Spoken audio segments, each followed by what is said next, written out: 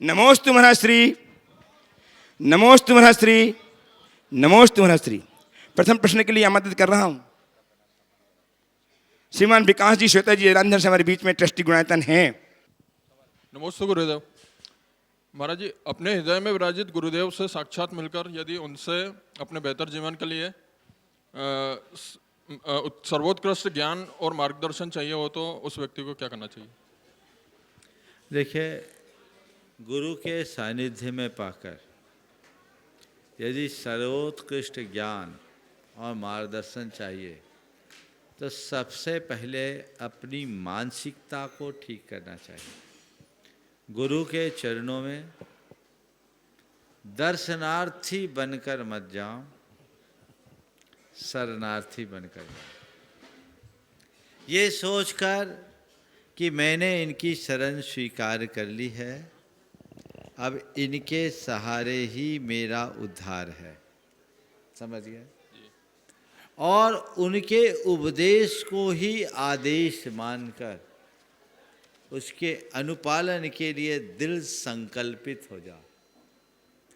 और हृदय में जब संकल्प जग जाता है तो असंभव भी संभव बन जाता है। ऐसा संकल्प करें। उपस्थित हो और हाँ बोलो, 2 दिन का है इसका। महाराज जी, पुण्य को गाढ़ा कैसे अर्जित करें और कर्मों का संक्रमण पुण्य से पाप रूप में और पाप से पुण्य रूप में अगर संभव है तो कैसे होता है? क्या हम चलाकर खुद ऐसा कर सकते हैं? पुण्य को गाढ़ा कैसे करें और पुण्य को पाप रूप में और पाप को पुण्य रूप में संक्रमित हो सकता है तो उसके लिए हम क्या करें? मैं तो एक बात पूछता हूँ, किसी चीज़ को गाढ़ा करने के लिए क्या करना पड़ता है? औटाना पड़ता है। उसको बार बार औटाते हैं तो चीज़ें गाढ़ा हो जाती है। तो ऐसे ही पुण्य को गाढ़ा करना है तो जो भी पुण्य के कर्म हैं प्रगाढ़ श्रद्धा से भर कर करो, समझ गए?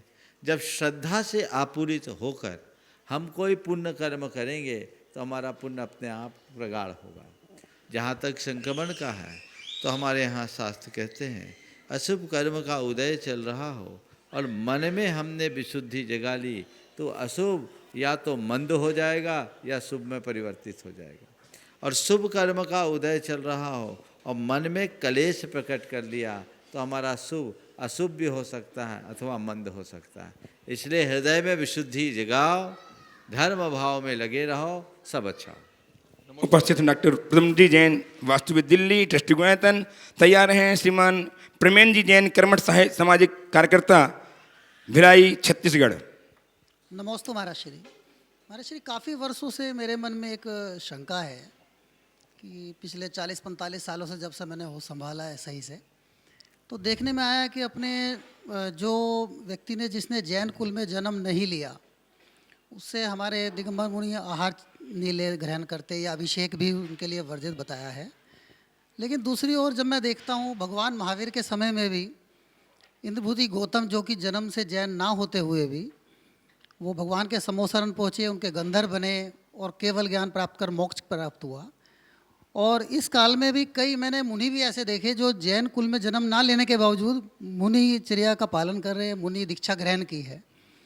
तो क्या ऐसा नहीं होना चाहिए कि अगर हम कोई कर्म से जैन है और जैन कुल में जन्म नहीं लिया है उसको हमें स्वीकार करें, उनको अपने धर्म के अंदर? देखिए, हमारे यहाँ सारी व्यवस्थाएं हैं। हमारे यहाँ वर्ण लाभ की व्यवस्था है।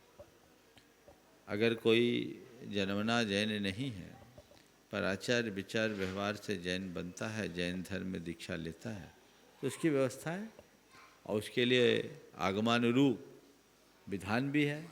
वो सब जब मुनि बन सकता है तो श्रावक क्यों नहीं बन सकता? आपको एक बात बताऊं, एक समय में एक विद्वान थे श्री राम जी शास्त्री खंडवा के। आज से लगभग 75 वर्ष 80 वर्ष पहले की बात। वो ब्राह्मण विद्वान थे, जैन धर्म से प्रभावित हुए, वो जैन हुए। उन्हें सरसेठ हुकुमचंद जी कासलीवाल ने कासलीवाल गोत्र दिया। आज उनके पूरे घर में जैन धर्म की परिपाटी चल रही, समझ गया? तो ऐसा नहीं है, सब व्यवस्थाएं हैं, लेकिन ये सब चीज़ें शादी विवाह के लिए नहीं। अब जैन से शादी करना है तो शादी कर लो, जैसे किसी को दूसरी बीवी लाना है तो मुसलमान बन जाओ। ये कौन सा तरीका? विचार से बदलो, व्यवहार से बदलो, तब लाभ। नमोस्तु महाराज। आइए श्रीमान प्रेमेंद्र जी जैन कर्मठ सामाजिक कार्यकर्ता भिलाई छत्तीसगढ़ से तैयार हैं श्रीमान सुनील जी अजमेरा साहब संयुक्त महामंत्री गुणायतन हजारीबाग। गुरुवर के चरणों में त्रैवार नमोस्तु नमोस्तु नमोस्तु। गुरुवर, शून्य से शिखर तक यात्रा में दो ही चीज़ें महत्वपूर्ण हैं, एक अपनी क्षमता का भान और दूसरी आत्मविश्वास। हम शिखर की यात्रा या शिखर की उपलब्धि तो चाहते हैं, लेकिन अपनी क्षमता का भान हमें नहीं है और ना ही आत्मविश्वास है। तो गुरुदेव, अपनी क्षमता का भान कैसे करें और आत्मविश्वास कैसे जगाएं? बहुत अच्छी बात है। अपने आप को पहचानना, अपनी क्षमता का आकलन करना और आत्मविश्वास से लवरेज होकर उसे साकार करने का उद्यम करना। जब तक हम ये नहीं करते तब तक हम अपने जीवन में कुछ अच्छा नहीं कर सकते। आपने पूछा है हम अपनी क्षमता का भान कैसे करें। निरंतर अपना अंतर विश्लेषण करें और थोड़े थोड़े अपने कार्यों को देखते हुए करें। जैसे मैं आपको बताऊं, एक बहन जी थी, उनके अंदर रंचमात्र आत्मविश्वास नहीं था। वो हर बात में घबराती थी, कहीं मुझसे गलती ना हो जाए, कहीं मुझसे गलती ना हो जाए, कहीं मुझसे गलती ना हो जाए, और इस कारण से वो कोई निर्णय नहीं ले पाती थी। उसने अपनी व्यथा मुझसे कही। मैंने उनसे कहा एक काम करो, तुम निर्णय लेना चाहते हो तो तुम्हें मैं एक रास्ता बताता। बोले क्या? बोले जब भी तुम्हारे मन में कोई दुविधा हो तो आंखें बंद करना, नमोकार जपना, गुरु को अपने हृदय में बिठाकर उनसे पूछना और जो मन में आ जाए सो निर्णय ले लेना, और उसके बाद उस निर्णय के नतीजे को नोट करना। और ऐसा करके 3 महीने बाद मुझसे मिलो। वो 3 महीने बाद मुझसे मिली और इस अवधि में उसने 10 बड़े निर्णय लिए, उनमें से 7 सही निकले। 10 बड़े निर्णय लिए, 7 सही निकले। उस बहन जी ने कहा महाराज आपने चमत्कार कर दिया, आपके आशीर्वाद से मेरे 7 निर्णय अच्छे हो गए। मैंने कहा मेरे आशीर्वाद से तुम्हारे निर्णय सफल नहीं हुए, तुम्हारे आत्मविश्वास से तुम्हारा निर्णय सफल हुआ। योग्यता तो तुम्हारे पास थी सही निर्णय लेने की, मैंने थोड़ी कोई निर्णय दिया, निर्णय तो तुमने ही लिया, पर तुम्हारे मन में विश्वास की कमी थी, शंका थी कि मेरा निर्णय हो पाएगा, सही निर्णय ले नहीं पाऊंगा, सही निर्णय ले नहीं पाऊंगी, सही निर्णय ले नहीं पाऊंगी। तो इस संशय ने तुम्हें दोलायमान कर दिया। अगर निर्णय सही लिया होता और तुम्हारे अंदर क्षमता थी, उसका पता नहीं था, मैंने तुम्हें प्रेरणा दिया कि नमोकार जपो, गुरु को हृदय में विराजो और उनसे पूछकर निर्णय ले लो, सही हो जाएगा, तो उसने तुम्हारे आत्मविश्वास को जगा दिया। धीरे धीरे अभ्यास करो, पाओगे कि मैं न केवल सही निर्णय ले सकता हूँ, अपितु अपने निर्णय को सही करने में भी समर्थ हो सकता हूँ। और मेरा अनुभव तो ये बताता है, जिनका आत्मविश्वास मजबूत होता है वे अपने द्वारा लिए हुए गलत निर्णय को भी सही साबित करने में समर्थ हो जाते हैं। आत्मविश्वास मजबूत हो तो लिए हुए गलत निर्णय को भी सही साबित किया जा सकता है। सर हरि सिंह गौर का नाम आप सबने सुना होगा। उनके संदर्भ में मैंने एक प्रसंग सुना, जिन्होंने सागर में विश्वविद्यालय बनाया। वो बड़े बैरिस्टर थे। एक दिन अपने जीवन में कोई केस नहीं हारे, ऐसा उनका रिकॉर्ड है। तो एक बार वो अपने किसी केस के प्रकरण में अपने ही अगेंस्ट दलील करने लगे, अपने अगेंस्ट आर्गूमेंट करने लगे। उनका मुंशी घबराया कि सर आप कहाँ जा रहे हैं। धीरे से उनका पतलून खींचा, कहा सर अपन अपने अगेंस्ट जा रहे हैं। उनने उसकी बात नहीं सुनी और एक गिलास पानी मंगाया, पानी पिया और धड़ल्ले से अपनी बात का खंडन करते गए, खंडन करते गए, खंडन करते गए और पूरा खंडन किए। उनका जो क्लाइंट था वो घबराया, सामने वाले विरोधी वकील का चेहरा खिल गया। सब कर देने के बाद धीरे से उन्होंने कहा योर ऑनर, अभी तक मैंने जितनी बातें कही है ये सब मेरा प्रतिपक्षी वकील कहेगा। अभी तक मैंने जितनी बातें कही है ये सब मेरा प्रतिपक्षी वकील कहेगा और अब मैं एक एक करके इसका खंडन करता हूं। उनने खंडन किया और केस जीत गए।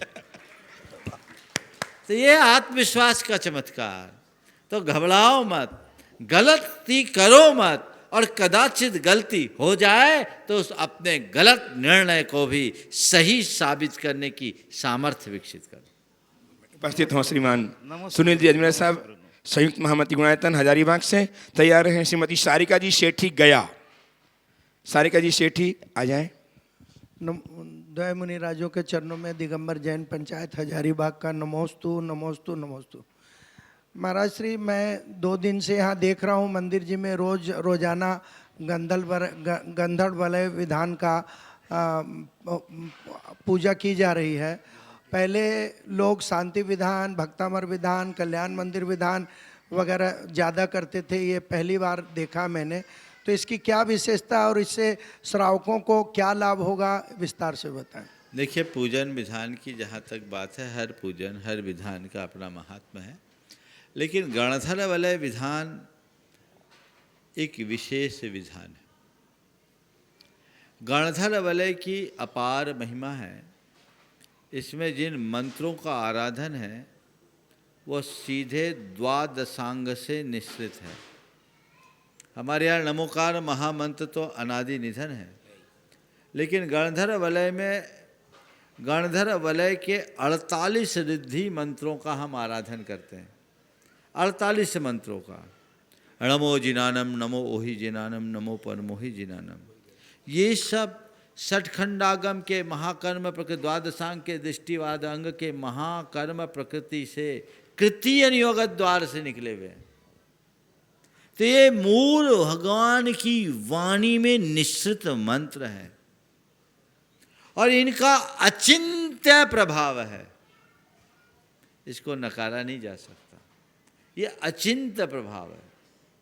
इसका अनुमान आप इससे लगा सकते हैं कि किसी को मुनि दीक्षा लेनी होती है तो पहले गणधर वलय होता है। हम लोगों का पाक्षिक प्रतिक्रमण होता है तो गणधर वलय होता है। आप लोग नित्य पूजा में जो परमर्शी मंगल करते हैं वो भी एक प्रकार का गणधर वलय ही है। और इन गणधर वलय के मंत्रों के आधार पर ही पूरे भक्तामर के मंत्र बने हैं, रिद्धि मंत्र। इनके आधार पर कल्याण मंदिर और एकी भाव के मंत्र बने हैं और इनके आधार पर अन्य अनेक मंत्र बने हैं। तो जो अनेक मंत्रों का जनक है उनका ही यदि उस मंडल यंत्र की साक्षी में विधान किया जाए तो उसका अनंत गुना फल प्राप्त होगा, इसमें कोई संशय नहीं है। मैं तो कहता हूँ जो लोग केवल नमो जिनानम आदि मंत्रों की ही आराधना करें तो उसके लिए शास्त्रों में अचिंत्य लाभकारी बताया है। जो सोने से पहले नित्य नमो जिनानम आदि की जाप करता है उसके लिए भाने वाला शुभाशुभ स्वप्न में दिख जाता है, ये तक कहा है। और अनेक समस्याओं का समाधान उससे प्राप्त होता है। जो कर्म निर्जरा का विशेष हेतु है, तो मैंने सोचा यहाँ लोग विधान करना तो चाहते ही हैं, शांति विधान तो आप लोग करते ही रहते हैं, ये गणधर वलय विधान होना चाहिए। और पूरे देश के लोग गुणायतन से जुड़े हुए हर कोई इसे कर रहे हैं और सबको लाभ लेना चाहिए। सम्मेद शिखर जी में यहाँ आकर के करो, अति उत्तम। नहीं आकर के करो तो वहाँ से अनुमोदना करो और ये लाभ ले सकते हैं। आप अपने घरों के भी मंदिर में कर सकते हैं, लेकिन ये अपूर्व लाभ है। और यहाँ लोगों ने संकल्प लिया पिछले 22 तारीख से आचार्य श्री के 50वें संयम आचार्य पदारोहण, स्वर्णिम आचार्य पदारोहण के अवसर से वो निरंतर जारी है। सभी को इसका लाभ उठाना तो चाहिए। महाराज श्री, ये 9 बार ही क्यों पढ़ा जाता है? मंत्र 9 बार ही पढ़े जाते हैं? हाँ, देखिए, मंत्र 9 बार, 9 तो अविनश्वरता का प्रतीक है। क्योंकि हम सिद्ध चक्र में भी 9 बार बोलते हैं, तो इन मंत्रों को यंत्र की साक्षी में यदि हम 9 बार जाप लिए तो ये हमारा पूर्ण जाप होता है और इसका प्रभाव बहुत अधिक है। ये तो अनुभव आप करेंगे जब आप इसका लाभ लेंगे। श्रीमती सारिका जी सेठी गया से। तैयार रहें श्रीमती उषा जी पांड्या गोंदिया से। मंच पर विराजित दोनों महाराज जी के चरणों में मेरा और मेरे पूरे परिवार की ओर से त्रिबार नमोस्तु नमोस्तु नमोस्तु। महाराज जी, जो हम सहस्त्रकूट जिनालय का दर्शन करते हैं तो मैं जानना चाहती हूँ कि जो उसमें 1008 प्रतिमाएं होती हैं वो उनको स्थापित कौन करता है और सहस्त्रकूट जिनालय कहाँ पर स्थित है? देखिए, शास्त्रों में सहस्त्रकूट जिनालय की चर्चा आती है। अनेक स्थानों पर सहस्त्रकूट का नाम आता है। सहस्कूट और कूट को अगर हम लें तो कूट का अर्थ होता है शिखर। शब्दार्थ की दृष्टि से देखें तो उसका अर्थ ये हो सकता है जहाँ 1000 शिखर वाला मंदिर हो उसका नाम सहस्कूट। लेकिन उस रूप में मंदिर हमने कहीं देखा नहीं। सहस्कूट का प्राचीन रूप वर्तमान में है तो टीकमगढ़ के पास बानपुर है, जहाँ एक फलक पर छोटी छोटी सी 1008 प्रतिमाएँ हैं। ये लगभग 9वीं शताब्दी की। इसी प्रकार पत्थर का बहुत सुंदर मंदिर है, उसमें यह है। इसी तरह रहली पटना और कोनी जी में भी ऐसी प्रतिमाएँ हैं जो पुरानी है, 9वीं 10वीं शताब्दी की, 11वीं शताब्दी तक की। बाद में अर्वाचीन काल में बहुत, यहाँ तेरापंथी कोठी में भी एक छोटे से फलक में है। यह सहस्कूट है और 1008 प्रतिमाएँ सब जगह विराजमान हैं। चूँकि भगवान के 1008 नाम हैं तो 1008 प्रतिमाओं को विराजमान करने का मतलब भगवान की संपूर्ण आराधना, जितने नाम उतने रूप में उनका हम स्थापन करके उनकी आराधना करते हैं, ऐसी व्यवस्था है। तो कौन विराजमान करता है, तो जिन्होंने सहस्कूट में भगवान विराजमान करने का संकल्प लिया वही विराजमान करेंगे। तो अकृत्रिम नहीं है? नहीं, सहस्कूट अकृत्रिम नहीं है, कृत्रिम है। उपस्थित हों उपसा जी पांड्या गोंदिया से और तत्पर रहें विकास जी, श्वेता जी सवलावत, जालंधर ट्रस्टी गुणायतन। विकास जी, श्वेता जी आगे आ जाएं। महाराज जी, आपको मेरे परिवार का त्रैवार नमोस्तु नमोस्तु नमोस्तु। महाराज जी, आजकल जो पर्व है जो हैं उनको मनाते हैं तो हर पर्व में लोग कुछ न कुछ कहते हैं ये मिथ्या है, ये मिथ्या है। दिवाली में दिया मत जलाओ, मिथ्या है। धूप दशमी मत खाओ, मिथ्या है। तो अगर हम सब चीज़ को मिथ्या मिथ्या कहते जाएं और कोई भी पर्व में उत्साह नहीं दिखाए तो हम बच्चों को कैसे कहेंगे कि ये पर्व को मनाना है, उत्साह करो। सब चीज़ में मिथ्या कह के आजकल सब इसको परिवर्तन कर रहे हैं। ऐसा क्यों कर रहे हैं? जो लोग ऐसा कर रहे हैं उनकी बात को ही मिथ्या मान करके नज़रअंदाज करते। तो हमें ऐसे जो हम पर्व अनादि से मनाते आ रहे उसमें कोई दोष नहीं है? सर्वम ही खलु जैनानाम प्रमाणम लौकिको विधि यत्र सम्यक तो हानि न च व्रत दूषणम। जैनियों को वह सारी विधियाँ प्रमाण हैं जिसमें सम्यक की हानि न हो और व्रतों में दूषण न हो।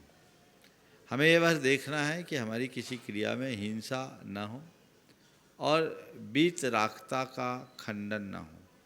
जिसमें अहिंसा और वीतरागता की पुष्टि है उसे हमें करना चाहिए। और कुछ हमारे धार्मिक पर्व है और कुछ हमारे लौकिक पर्व है। धार्मिक पर्वों को धार्मिक पर्व की दृष्टि से और लौकिक पर्व को लौकिक पर्व की दृष्टि से। जैसे राष्ट्रीय पर्व है स्वतंत्रता दिवस, गणतंत्र दिवस, ये हमारा राष्ट्रीय पर्व है, उसमें उल्लास उमंग रहता है कि नहीं, तो हमें वो भी करना चाहिए। तो जैसे दीपावली एक धार्मिक पर्व होने के साथ साथ लोक पर्व भी है, तो लोक पर्व को लोक पर्व की भांति बनाना चाहिए। घर में विवाह अधिक उत्सव होता है, उससे भी आप एक उत्सव की तरह करते हैं। तो यहाँ कोई धर्म हो रहा है क्या? लेकिन करते हैं ना। इसी तरह हमारे जो लौकिक पर्व है उसमें भी उत्साह रहना चाहिए।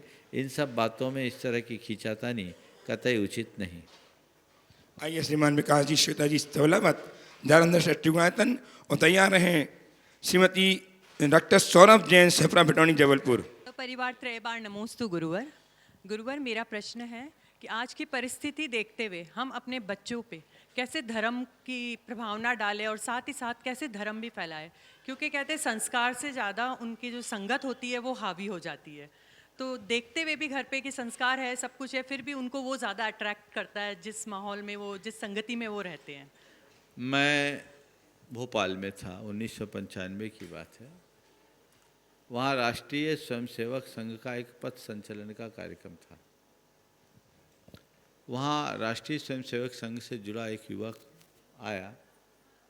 वो आरएसएस की ड्रेस में था, उन दिनों हाफ पैंट ही चलती थी, और उसके साथ उसका एक 5 साल का बेटा था, 6 साल होगा। उसके हाथ में भी एक छोटी सी रूल, और वो भी उसी ड्रेस में। जब उसे देखा तो उसके पिता ने कहा, महाराज मैं इसे राष्ट्र के लिए तैयार कर रहा हूँ, मैं तो पूरी तरह समर्पित नहीं हो पाया, मैं चाहता हूँ मेरा बेटा आगे बढ़े। मैंने जब उस बेटे से बात किया तो मैंने पूछा, क्या तुम शादी नहीं करोगे? बोले, महाराज जी शादी तो की नहीं जाती, शादी में बर्बादी होती। हमने कहा तुम्हारे पिता ने शादी नहीं की? बोले नहीं महाराज जी, हमारे पिता की शादी नहीं हुई, उन्होंने विवाह किया। विवाह किया। बातचीत के क्रम में मैंने उससे कहा खाना खा लिए? महाराज मैं खाना नहीं खाता, हम भोजन करते हैं। से बच्चे के हृदय में ये बात बैठा दी। उसने एक और वाक्य कहा था जो मैं नहीं बोला, खाना कौन खाते हैं इस संदर्भ में, हम तो भोजन करते हैं। तो मैंने कहा बस यही बात यदि हम धर्म के संदर्भ में बच्चे के हृदय में बैठाने में समर्थ हो जाए, तो बच्चा कहीं भी क्यों न जाए, कभी भटकाव नहीं होगा। हम लोगों से एक बड़ी गलती होती है, हम लोग संस्कार गढ़ते नहीं, धर्म थोपते हैं, हिदायतें देते, बेटा ये कर लो, वो कर लो, ऐसा कर लो, वैसा कर लो, माला कर लो, जाप कर लो, पाठ कर लो, पूजा कर लो, रात्रि भोजन कर लो, आलू मत खाओ, ये नहीं करो, ये सब कहते हैं, कहें, पर ये क्यों ना करो ये तो बताएं। बचपन से यदि बच्चों के हृदय में हम पूरी लॉजिक बिठा दें और लॉजिकली और साइकोलॉजिकली बच्चों को अपनी बात बताने में समर्थ हो जाए, तो फिर कहीं कोई कठिनाई नहीं, वो सब बातें मानेंगे। साथ ही उनकी संगति पर भी ध्यान दें। उपस्थित हों डॉक्टर सौरभ जी जैन, सह प्रॉफिट अटॉर्नी जबलपुर से, और तैयार रहें श्री वीरेंद्र कुमार जी, निहाल चंद जी शाह, जितेंद्र जी शाह गुलालवाड़ी मुंबई से, जो आज निर्माण नायक रूप में गुणातीत संबद्ध हुए हैं, तैयार रहेंगे। तो महाराज श्री पीड़ित मानवता की सेवा करते हुए, दायित्व निर्वाह करते हुए सारा जीवन चला गया। अब मैं कुछ ऐसे व्रत आपसे ग्रहण करना चाहता हूँ जिससे प्रभु का नाम जपते संलेख ना हो जाए। बहुत सुंदर, ये तो आप मेरे कक्ष में आए जरूर दूंगा, और ये बहुत अच्छे भाव है और इस दिशा में अब आपको आना ही चाहिए। और कल सुबह का प्रवचन संलेखना पर ही होगा। जिन लोगों को संलेखना के विषय में विशेष जिज्ञासा है, कल उस पर विशेष ध्यान देंगे। हाँ, जगत पूज मुनिराज के चरणों में बारंबार नमोस्तु नमोस्तु नमोस्तु भगवान। महाराज जी, दुविधा है, प्रश्न है, इस तरीके से समझें कि कई बार ऐसा होता है कि हम बहुत उम्मीद किसी से लगा लेते हैं। कल के ही प्रश्न जैसा ही प्रश्न है आज भी। कई बार हम बहुत सी उम्मीद किसी से लगा लेते हैं और वो उम्मीद पूरी नहीं होती। कई जगह पे होता है, जैसे मान लीजिए समाज में हमने किसी से उम्मीद लगा ली कि अमुक व्यक्ति हमारे लिए ये करवा देगा, और वो उम्मीद पूरी नहीं होती। तो क्या करना चाहिए? हमें किसी से उम्मीद ना करना चाहिए, या हमारा व्यवहार कैसा होना चाहिए? बहुत अच्छी बात है। देखिए, किसी से उम्मीद न रखना मेरे ख्याल से व्यवहारिक नहीं होगा। यहाँ भी तुम आए हो तो उम्मीद लेकर ही आए हो कि मैं जाऊँगा तो मेरा नंबर लगेगा, मुझे प्रश्न पूछने का मौका मिलेगा, और महाराज जी मुझे उत्तर जरूर देंगे, और न केवल देंगे, मुझे उत्तर देके संतुष्ट करेंगे। इसी उम्मीद से तो आए। जी महाराज जी। और मैं भी उम्मीद से ही बोल रहा हूँ कि अगर इनके प्रश्न का मैं उत्तर दूंगा तो इनके मन की गुत्थी खुलेगी, इनका जीवन बदलेगा, इनके जीने का ढंग बदलेगा। उम्मीद तो मेरे अंदर भी है, उम्मीद तुम्हारे अंदर भी है। उम्मीद के बिना व्यवहार चलता ही नहीं। लेकिन क्या करें? उम्मीद रखे, अपेक्षा रखे, पर यदि कदाचित वो पूरी ना हो सके तो हताश ना हो, अपने आप को उपेक्षित महसूस ना करें। अभी तुमने सवाल किया, मैं गया हूँ, मेरा नंबर लगना ही चाहिए। अब मान लीजिए ये कहें कि कल आपका नंबर लग गया, आज नहीं लगेगा, तो ठीक है, आपकी जैसी व्यवस्था। एक तो ये, अरे हमारी तो कोई भगत ही नहीं है, कोई वैल्यू ही नहीं दी सुदर्शन जी ने, हमको तो पहचानते नहीं, मैं इतने वर्षों से गुरु से जुड़ा हुआ हूँ, हमें मौका ही नहीं दिया, हमको तो मौका देना चाहिए था जी, और लड़ पड़ो इनसे। कहीं आते हैं इन लोगों से झगड़ने के लिए भी, जिनका नंबर नहीं लग पाता। बस यही दुखदाई। अपेक्षा रखो, उम्मीद रखो, उसे पूर्ण करने के लिए तत्पर भी रहो, पर कदाचित उसकी पूर्ति न हो तो अपने आप को उपेक्षित और हताश होने से बचाओ। मार्ग यही है। हमारी अपेक्षाओं की कोई पूर्ति करे न करे, पर हम चाहे कैसी भी स्थिति हो, हमें अपने आप को उपेक्षित और हताश महसूस नहीं करना। उपस्थित हों श्रीमान वीरेंद्र कुमार जी, निहाल चंद जी, जितेंद्र एन शाह गुलालबाड़ी मुंबई से, निर्माण नायक गुणायतन, और तैयार हैं शुभम जी, निकिता जी जैन कटनी से। नमोस्तु महाराज, नमोस्तु नमोस्तु नमोस्तु। महाराज से मेरा प्रश्न है कि हम 13पंथी और 20पंथी में उलझे हुए हैं, तो आपको राह दिखाए कि हमको क्या कर, बच्चे को क्या सिखाए। और देखिए, इस विषय में तो मैं हमेशा कहता हूँ, हमें पंथ नहीं पथ देखना। बच्चों को समझाएं हम जैन हैं, और बच्चों को एक बात बिठा दें, बेटे धर्म के नाम पे बहुत सारी क्रियाएं हैं, बहुत सारी परंपराएं हैं। हमें किसी भी परंपरा को, हमारा जिस परंपरा में हमारी आस्था है, विश्वास है, हम उसको माने और उसमें ना कोई परिवर्तन करें और ना ही किसी से उलझे। हमें कोई किसी कैसा भी बोले, हमारे जैसा साधु भी बोले, तो उनसे कहो आप सही, आपकी बात सही, आप तो हमें ऐसा आशीर्वाद दो, जो हम कर रहे हैं सो करते रहें। समझ गए?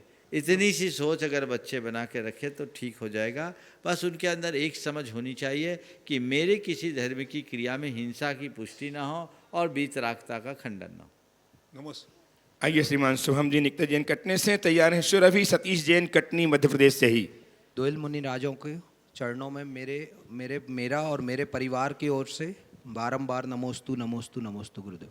मेरा प्रश्न, आज के एक सुबह जो आहारचर्या के मध्य में, जैसे कभी गुरुदेव कुछ भी ऐसा हो जाए तो मतलब डर तो एक रहता है और हम लोग सतर्कता तो पूरी बरतते हैं, बट उसके बाद हम लोग को मतलब हमारे अंदर या जो भी चौका में प्रतिनिधि रहते हैं उनमें एक आत्मविश्वास की भी कमी होती है, और वह चीज़ जो दुर्घटना हो जाती है जो क्षीण पुण्य के उदय से, वो काफ़ी दिन तक हमारे अंदर रहती है गुरुदेव। उसको हम कैसे बाहर निकालें और कैसे और सतर्कता बरत ली जाए इसमें?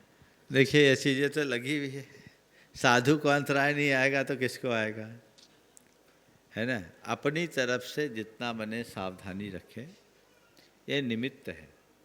होना होता है तो खूब खूब सावधानी रखते हैं तो भी अंतराय हो जाता है, और कभी कभी तो ऐसा होता है कि खूब भब्बड़ हो जाए तो भी कुछ नहीं होता। इसलिए ये निमित्त है, इन सब चीज़ों को देख के घबराना नहीं चाहिए। अगर अंतराय ना हो तो आप शोधन कैसे करो? तो अगर साधु को अंतराय हो जाए तो ये सोच करके कि भैया अब हम आहार नहीं दें, कहीं अंतराय ना हो जाए, आहार से दूर भागने की जगह अगली बार हमें विशेष सावधानी और विशुद्धि से आहार देना, ये सीख ले लो तो सब रास्ता ठीक है। नमोस्तु गुरु, नमोस्तु।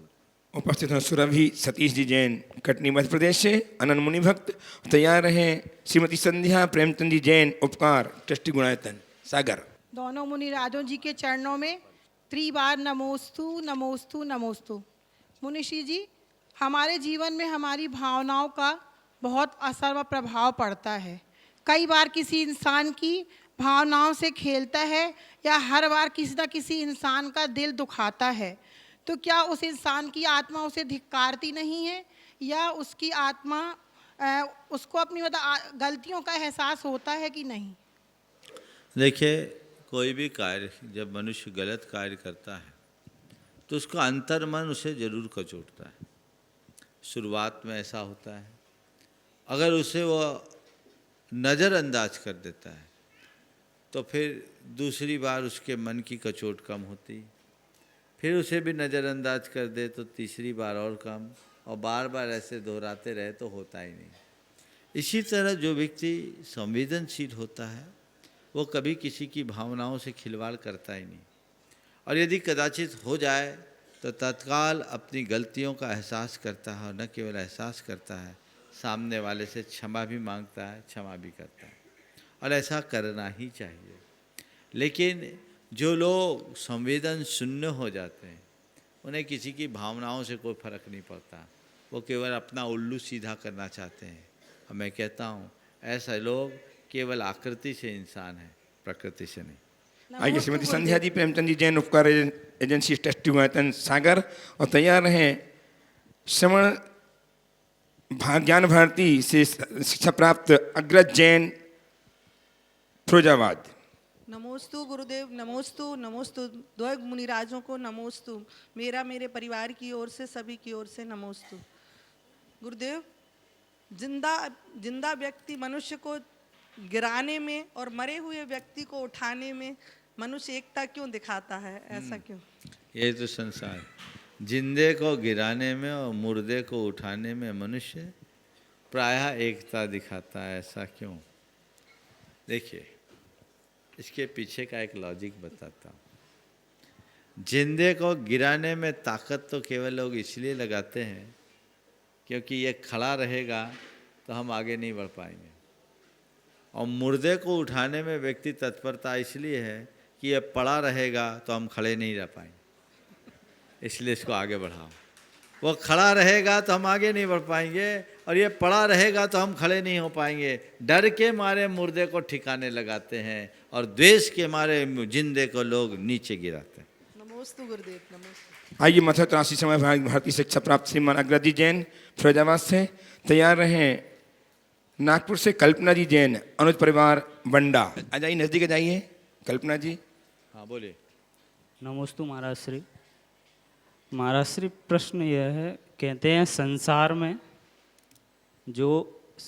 में व्यवहार है वह भरोसे से चलता है, पर जब भरोसा टूटता है तो मन खिन्न होता है, तो इस परिस्थिति में क्या करें? संसार भरोसे से चलता है, भरोसा टूटता है तो मन खिन्न होता है, उस परिस्थिति में हम क्या करें? कोशिश करो किसी का भरोसा टूटे नहीं, और कदाचित किसी वजह से भरोसा टूट जाए तो फिर से उसे प्रकट करने में शक्ति लगा। नागपुर से कल्पना जी जैन अनुज परिवार बंडा से उपस्थित हों और तैयार रहें। प्रियेश जैन दैनिक विश्व परिवार रायपुर। मेरे और मेरे परिवार की तरफ से त्रैवार नमोस्तु नमोस्तु नमोस्तु।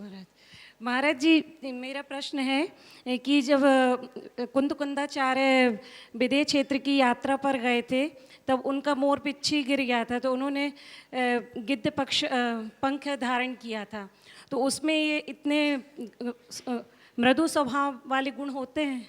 इस सवाल को आज से कुछ दिन पहले भी आया था, उत्तर दिया। ये आप, हाँ, 4-5 दिन पहले। ये आपत्ति काल की व्यवस्था थी, समझ गए? मोर के पंख और गिद्ध के पंखों में बहुत अंतर है। चलिए, एक ही। नमस्ते। उपस्थित हों श्रीमान प्रियेश जी जैन दैनिक विश्व परिवार रायपुर से तैयार रहें। व्रती बहन शकुन दीदी सागर से, ट्रस्टी गुणायतन। मुनि द्वय के चरणों में बारंबार नमोस्तु नमोस्तु नमोस्तु।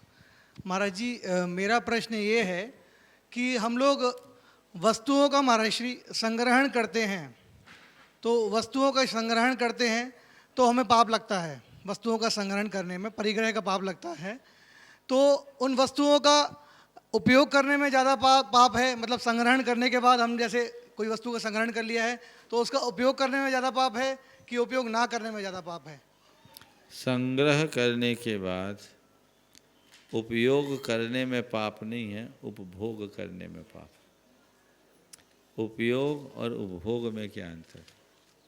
किसी वस्तु का अगर लोक हित में प्रयोग करो तो उपयोग है, और अपने स्वार्थ में प्रयोग करो तो उपभोग है। इसलिए तुम्हारे पास जो भी साधन है, संसाधन है, उसका उपयोग करो, उपभोग नहीं। शकुन दीदी सागर से ट्रस्टी गुणायतन तैयार हैं। चंद्र कुमार जी जैन नेहा नगर सागर से। श्रीमान चंद्र कुमार जी जैन नेहा नगर सागर, शीघ्रता से आ जाए मंच के पास। दोनों मुनिराजों को बारंबार नमोस्तु।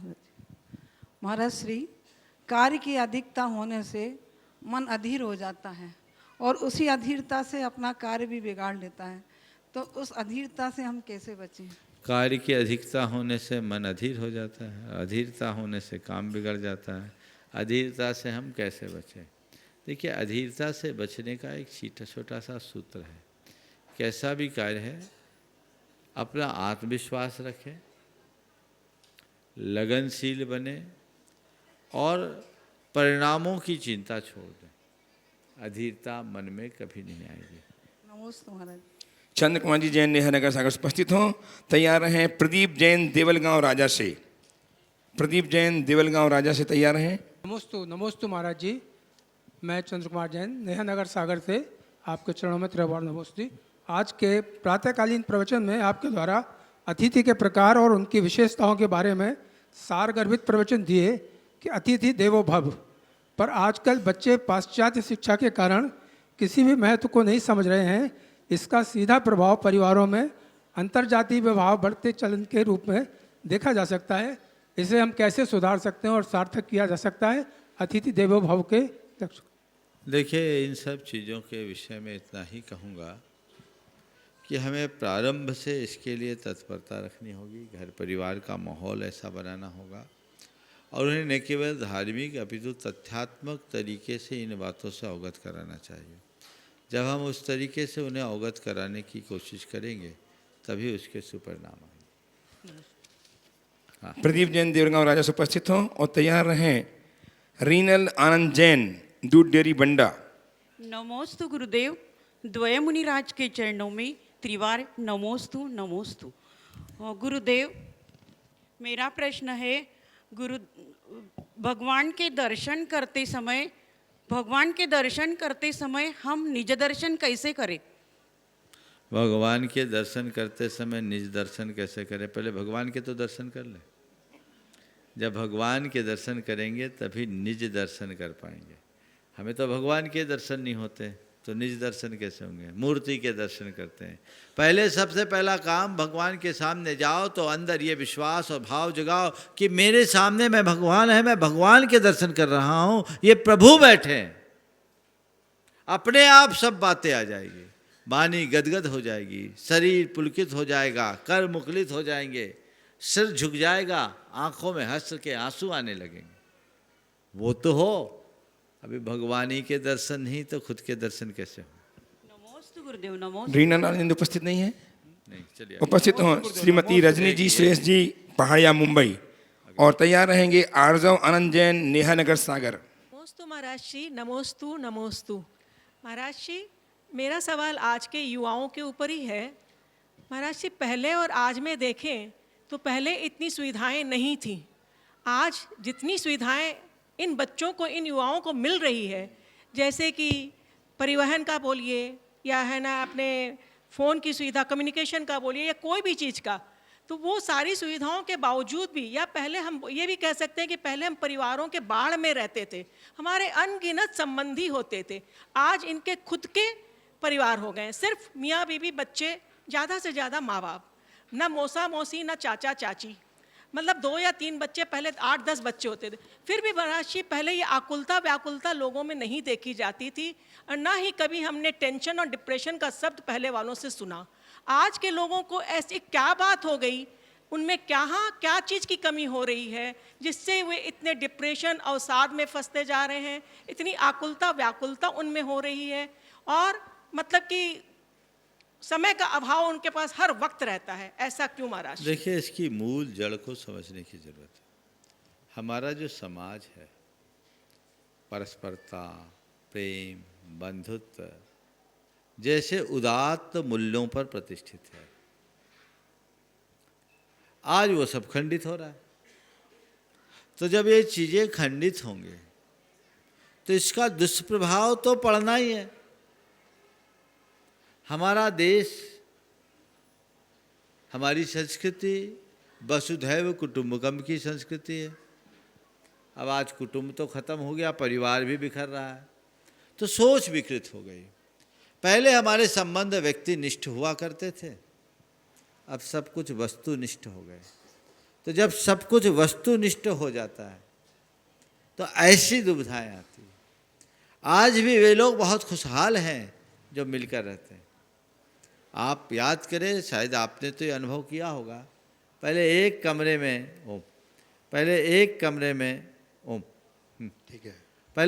कमरे में 8 लोग 10 लोग सो लेते थे और कोने वाली जगह लूटते थे। अब हर व्यक्ति के लिए अलग अलग कमरा चाहिए। ये चीज़ें ठीक नहीं। तो ये सोच अपनी विकसित करने की ज़रूरत है। और हमारे समाज का मूल तत्व तो वही है, पर जब से पाश्चात्यीकरण बढ़ा, हमारे जीवन शैली में बदलाव आ गया। आज बहुत सारी चीज़ें ऐसी हैं जो सुविधाओं के रूप में जुड़ गई, और जुड़ी नहीं, हमारे जीवन का अंग भी बन गई। एक अनुभव की बात तो यही है कि जो जो मनुष्य यंत्रों के साथ जुड़ता है उसका जीवन यांत्रिक होता जाता है। तो सब कुछ जब मशीनी हो जाएगा तो फिर जीवन में वास्तविकता बचेगी कहाँ? आज सब कुछ वही हो गया, तो उनको हम उससे जोड़ करके उपस्थित हो आरजव आनंद जैन नेहा नगर। क्या आज के युवाओं के साथ ये भी तो है कि जो प्राप्य है वो मतलब प्राप्त है वो उनके लिए प्राप्य नहीं है, वो अंधाधुंध भाग रहे हैं अर्थ की ओर। इसी का नाम है उपभोक्तावाद। आइए आरजव जी सीखता से आए और तैयार हैं श्रीमान राजेश जी जैन दिल्ली से। सीखता से आ जाए, निकट आ जाए। राजेश जी जैन दिल्ली। मराठी नमोस्तु नमोस्तु नमोस्तु। मैं आरजव जी नेहा नगर सागर से इधर आया हूँ। मराठी मेरी जिज्ञासा यह है कि हम हर धार्मिक एवं मांगलिक कार्यों में बार बार जय बोलते हैं। इसका बोलने वाले, सुनने वाले तथा जिसकी जय बोली जा रही है उसमें कितना सम्मान बढ़ता है तथा साधुवाद क्या होता है और कब बोला जाता है? बहुत अच्छा सवाल है। हमारे बात में जय बोलते हैं, मांगलिक क्रियाओं में जय बोलते हैं, तो जय बोलने और बुलवाने वाले के ऊपर क्या असर पड़ता है और साधुवाद का क्या अर्थ है और क्यों बोला जाता है, कब बोला जाता है? देखिए, जय का मतलब क्या? जयशील रहे, जीवंत रहे। तो जब हम भगवान की जय बोलते हैं, किसी भी इष्ट की जय बोलते हैं, इसका अर्थ ये है कि सर्वत्र उनका यश हो, सर्वत्र उनका नाम हो, सर्वत्र उनका ही सब कुछ हो। तो एक भगवान का भक्त, एक गुरु का भक्त क्या चाहता है? सर्वत्र गुरु की छाँव हो, सर्वत्र भगवान की छाँव, सबका जीवन इसी से जुड़े। तो ये कर्म क्षय का निमित्त है, समझ गए? पंचाश्चर्यों में जय जय जय ये 3 बार ध्वनि होती है। आप लोग भी जब जय बोलते हैं ना तो 3 बार बोलना चाहिए, तो ये बहुत अच्छा होता है, समझ गया? साधुवाद का मतलब आप जो कर रहे हैं हम उसकी सराहना कर रहे हैं, आपके कार्य की सराहना करते हुए आपको साधुवाद दे रहे हैं। नहीं नहीं, आपने बहुत अच्छा किया, बहुत अच्छा किया, साधु साधु साधु, यानी अच्छा किया, अच्छा किया, अच्छा किया। तो साधुवाद कब दें? जब कोई अच्छा कार्य करे तब, समझ गए? अच्छा कार्य करने वालों को साधुवाद देते हैं। श्रीमती श्रद्धा जी अलका जैन न्यू पलासिया इंदौर से उपस्थित हों और तत्पर रहें। शशि जी अजमेरा गुवाहाटी से तत्पर रहेंगी। श्रीमती श्रद्धा जी अलका जी जैन न्यू पलासिया इंदौर। सीखता से आ जाएं, सीखता कीजिए। दोनों महाराज जी को मेरा और मेरे परिवार की ओर से नमोस्तु महाराज जी, नमोस्तु। महाराज जी, मेरा प्रश्न है कि आज से 2 साल पहले मेरे पति का स्वर्गवास अचानक हृदय गति रुकने से हो गया था। उस समय मेरे रिश्तेदार, सगे संबंधियों ने मुझसे ये कहा कि अब तो आपको जीवन भर रोना ही है, या अब जो भी हुआ आपके साथ अच्छा हुआ, ऐसा ही होना चाहिए था। तो महाराज जी, ये मेरे कौन से कर्म हैं जिसकी वजह से मुझे ये सब सुनने को मिला और मुझे इतना दुख दिया गया उस समय? देखिए, जिनने दे दिया दे लिया, आपने तो उसे पी लिया। अब आग की नदी पार कर गई जी। पर आप अपनी दृष्टि को बदल दो जी। तो अपने पाप को भी पुण्य में परिवर्तित करने में समर्थ हो सकते हैं, समझ के? जो धर्म से जुड़ जाता है उसका पाप भी पुण्य में बदल जाता है। और संभवतः आपके भाव भंगिमा को देखकर ऐसा लगता है कि आपने अपने पाप को पुण्य में परिवर्तित कर लिया है। बहुत सुंदर। नमस्ते महाराज। उपस्थित हों शशि जी अजमेरा गुवाहाटी से और तैयार रहें डॉक्टर वीरचंद जी बीता जी अग्रवाल वाराणसी से ट्रस्टी गुणायतन। में मेरे पूरे परिवार की तरफ से नमोस्तु नमोस्तु नमोस्तु। गुरुवर, ऐसे तो हम बोलते हैं कि भगवान तेरी छत्र छाया मेरे सिर पर हो, और दूसरी तरफ मंदिर के शिखर की छाया घर पर पड़ने पर अशुभ मानते हैं। 3 दिन पुराना सवाल ये खड़ा है। तेरी छत्र छाया गुरुवर मेरे सिर पर हो और भगवान की छाया, शिखर की छाया घर पर पड़ने पर अशुभ मानते। क्यों मानते समझो? भगवान की छत्र छाया यानी आपका आशीर्वाद, आपकी शरण मुझे हमेशा मिलते रहे, ये तो सब चाहेंगे। लेकिन मंदिर की छाया घर पर क्यों अशुभ माना जाता है? मंदिर एक पवित्र स्थल है ना? आप गुरु को पूछते हो, गुरु की वंदना करते हो, गुरु की छाया में पैर रखना चाहोगे? गुरु की छाया में पैर रखोगे? क्यों? बोलो, जोर से बोलो माइक में। छाया में पैर कैसे रख सकते हैं? क्यों? तेरी छत्र छाया भगवान मेरे सिर पर हो, मेरे पाँव पर ना हो। समझ गए ना?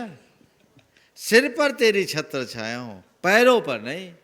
अब घर में छाया पड़ रही है, वहां पांव नहीं रख रहे हैं, पाप भी कर रहे हैं, तो भगवान की विनय होगी कि अभिनय? और अभिनय शुभ है कि अशुभ? तो बोलो, मंदिर के शिखर की छाया पड़ने को अशुभ कहना गलत है? गलत है? बोलो माइक पे। हाँ गलत है। अरे बहन जी, माइक बोलो, घबराओ नहीं। मैंने क्या बोला? मंदिर की छाया घर पर पड़ना अशुभ है कि नहीं? नहीं समझ पा रही, सुन नहीं पा रही लगता है। बोलो आप लोग बोलो भाई, अब आप ही लोग बोल दो। हाँ अशुभ है ना? तो वो कहना कि मंदिर की छाया घर पर नहीं पड़नी चाहिए, सही है ना? चलिए आइए डॉक्टर वीरचंद जी जैन, मीता जी अग्रवाल, बनारसी ट्रस्टी गुणायतन, और तैयार रहे। खत्म। द्वय गुरुओं के चरणों में कोटि कोटि नमन। गुरुवर, मैं अपने प्रश्न के पूर्व भावना योग के कुछ व्यक्तिगत संस्मरण साझा करना चाहता हूँ। मैं कुछ समय पूर्व गुरुवर से अपने व्यक्तिगत सिर पीड़ा के लिए आशीर्वाद मांगा था। मुझे काफ़ी वर्षों से सिर पीड़ा थी और जिसका स्वयं चिकित्सक होने के बावजूद मेडिकल चिकित्सा में कोई निदान न मिल पाने के कारण गुरु से मैंने निदान का मांगा था और गुरुवर ने भावना योग करने को कहा। 90 दिन तक लगातार भावना योग, गुरु ने आशीर्वाद दिया था कि कर लो तो तुम्हारी सिर पीड़ा काफ़ी ठीक हो जाएगी, और ठीक वही हुआ। 90 दिन के बाद मेरी सिर की पीड़ा जो बहुत तीव्र होती थी काफ़ी ठीक हुई, तो गुरुवर के आशीर्वाद से मुझे, और इसके साथ ही पत्नी सहित मुझे कोरोना होने के बाद मैं भावना योग नृत्य करता रहा। उस समय गुरु द्वारा दी हुई भावना योग 90 दिन की नहीं पूरी हुई थी, पर कुछ समय काफ़ी दिन 2 महीने की हुई थी। और भावना योग मैं अस्पताल में भी करता रहा और उसका इतना चमत्कार रहा कि दोनों लोग सुरक्षित आज यहाँ पर। बहुत सुंदर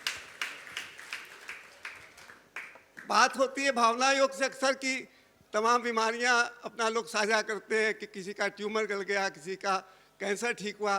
तो मैं अपना अनुभव बताता हूं कि अंदर के भाव की विशुद्धि इतनी ज़्यादा हो रही है और मन अंतर्मुखी होता है इससे, भावना योग से बहिर्मुखी के बजाय, और पुराने किए हुए पापों का संस्मरण इतना तीव्र होता है कि मैंने जितनी भी गलतियां जीवन में की हैं सब याद आती है और एक कष्ट का अनुभव होता है कि इसका निराकरण का इसी भाव में इसका क्षय कैसे कर लूं। तो भावना योग का ये जो प्रभाव है जो अपने आप में व्यक्ति के अंदर, ये एक अभूतपूर्व है। चिकित्सा का इलाज तो अलग है, अंदर की शुद्धि होना, भावों की शुद्धि होना, अंतर्मुखी होना, ये खुद का अनुभव है। और इसी संदर्भ में मैंने महसूस किया कि मेडिकल एजुकेशन के पूर्व, मेडिकल स्टडी के पूर्व फ्रॉग डिसेक्शन में जो जीव हिंसा का मैंने पाप किया गुरुवर, तो उस पाप का अधिक से अधिक क्षय इसी भाव में हो जाए, ऐसा कुछ उपाय बताएं। देखिए, अपने इस जीवन के पाप का क्षय इसी भाव में हो जाए, उसके लिए आपने उपाय पूछा है। बस उसके लिए उपाय प्रायश्चित है और शुद्धि है। प्रायश्चित के द्वारा इसकी शुद्धि करके इसका उपाय का क्षय किया जा सकता है। बहुत आइए। नमस्ते महाराज जी। नमस्ते गुरुवर, नमस्ते गुरुवर। मैं मुंबई से शिल्पा दोषी आपसे पूछ रही हूँ कि आजकल सब वास्तुशास्त्र के हिसाब से घर और दुकान बना रहे हैं, तो वो सही है या गलत है अपने जैन धर्म के हिसाब से? तो ये वास्तु गलत नहीं है, पर वास्तु का हवा मानना गलत है। समझ गए? वास्तु को उतना ही मानो जितना जरूरी हो। ज़्यादा वास्तु के चक्कर में लोग वास्तविकता से ही दूर हो जाते हैं। मैंने अनेक बार इस पर प्रकाश डाला है। आज समय आप सबका शेष हो गया, इसलिए यहीं पर विराम। बोलिए परम पूज्य आचार्य गुरुवर श्री विद्यासागर जी। जय जय जय।